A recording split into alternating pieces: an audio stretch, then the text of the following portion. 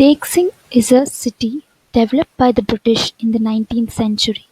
It was named Toba Tek Singh after a kind Sikh religious leader who gave water and shelter to everyone who passed the Toba, irrespective of their caste or religion. Toba in Punjabi means small pond. Hence, the village of Teksing and its pond was later known as Toba Tek Singh.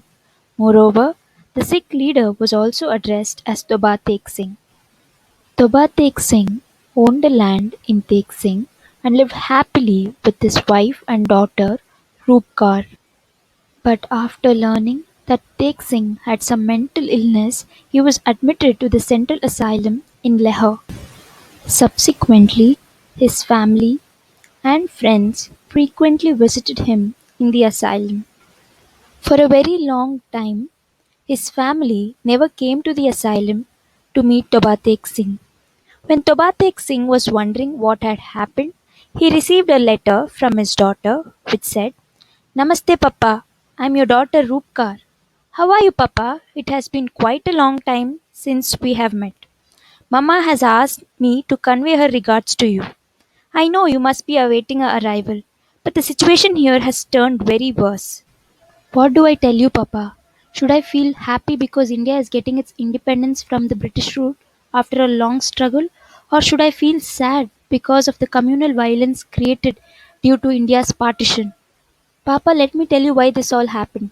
This was because of all the Muslim uncles who, together, headed by Muhammad Ali Jinnah, their leader, demanded for a separate homeland called Pakistan, as they feared that they would be under the control of the Hindus who were the majority. Not only that, Papa, there was a widespread religious massacre that took place in Calcutta demanding for Pakistan, and this violence claimed the lives of a lot of people, especially women and children, and was famously known as the Great Calcutta Killings 1946. When direct action was over and an uneasy peace had been established, Muslims, in their stupidity, disgraced the Sikhs. A Sikh constable was brutally murdered, and this created a communal strife between Sikhs and Muslims. Fearing this communal strife, Mama and I went to Fazil Din Chacha, who suggested that we meet a communal leader, Master Tara Singh. So we travelled to Rawalpindi district. Master Tara Singh insisted that if India is partitioned on a religious basis, then Punjab also should be partitioned the same way. But had the Muslim League and our Sikh leaders agreed to keep Punjab united, Papa, we would have made such a large majority that Punjab would have remained united without any division. But Master Tara Singh feared that we could be prosecuted by the Muslims as Sikhs were in minority in Punjab. On March 3rd, Master Tara Singh famously flashed his sword outside the Punjab Assembly, calling for the destruction of the Pakistan idea. Next day, Hindu-Sikh protesters and Muslims clashed in Lahore, the capital of undivided Punjab. The violence slowly spread to Rawalpindi village. Roopkar never told her father where she and her mother was. She never completed the letter that she wrote to her father. This incompleteness caused a lot of confusion and anxiety to Toba Tek Singh. The attack in Rawalpindi villages began on the 7th March 1947 and continued non-stop for weeks in many villages wherever any Hindus and Sikhs were to be found.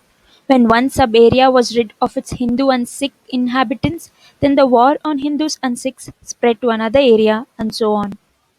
Due to this tense communal situation, Lord Louis Mountbatten, India's last viceroy, concluded that partition is necessary for quick transfer of power. He announced August 15, 1947 as the date of transfer of power, 10 months earlier than expected, and this rush led to even more chaos in the country. The partition triggered riots, mass casualties, and a colossal wave of migration. Millions of people moved to what they hoped would be safer territory, with Muslims heading towards Pakistan and Hindus and Sikhs in the direction of India. As many as 14 to 16 million people may have been eventually displaced traveling on foot, in bullock carts, and by train. On the other hand, Toba Tek Singh was asked to immediately leave the asylum to meet his daughter on the other side of the border. On hearing this, Toba Tek Singh was extremely happy and went with lots of expectation and hope. But what happened there completely shook the soul of Toba Tek Singh. When Toba Tek Singh reached the border, he saw Roopkar lying on the other side, speechless and motionless. She never came back to see her papa. Roopkar, Roopkar, come, let us go to Papa's house in Punjab. It seemed as if Roopkar never heard her father's voice. She never responded. A security staff nearby told Toba Tek Singh that his daughter was no more. She was raped and brutally murdered by the Muslim mobs in March 1947 at Rawalpindi village attack. The security staff's words horrified Toba Tek Singh. He could not believe that his daughter was no more. He loved his daughter more than anybody else in this world. He never knew the reason for her death, nor did he know what mistake she had committed that she was lying dead now.